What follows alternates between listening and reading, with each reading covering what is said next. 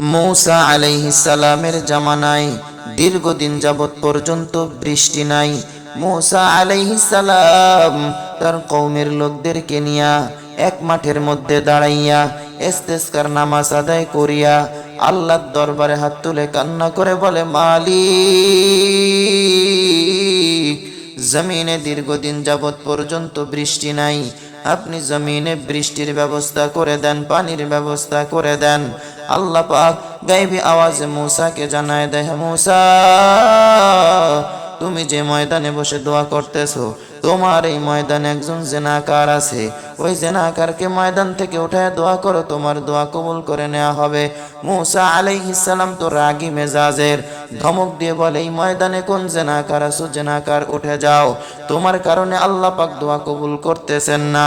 এই ময়দান থেকে যদি উঠে না যাও, আল্লাহর থেকে নাম জেনে তোমাকে কানে ধরে উঠায় দেব। মূসা আলাইহিস সালাম রাগী মেজাজ নিয়ে যখন বলছে, জেনাকারের অন্তরে তো কম্পন সৃষ্টি হয়ে গেছে।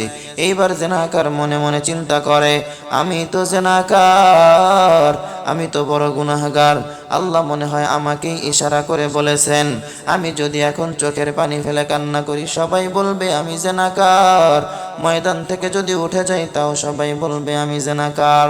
এইবার তিনি আল্লাহর দিকে দিলটাকে রুজু করে আল্লাহকে বলতেছে, আল্লাহ, এতদিন আমি জেনা করতাম, আমার মায়ে জানতো না, আমার বাবাই জানতো না, আমার সন্তান জানতো না, আমার ছেলে মেয়ে স্ত্রী জানতো না, আজকে মনে হয় আমার জেনার কথা ওপেন হয়ে যাবে।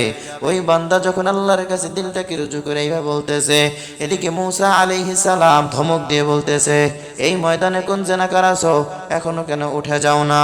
আল্লাহর থেকে নাম জেনে তোমাকে কিন্তু কানে ধরে ময়দান থেকে উঠায় দেব। এইবার জেনাকার ময়দান থেকে উঠেও যেতে পারে না, চোখের পানি ফেলেও কান্না করতে পারে না।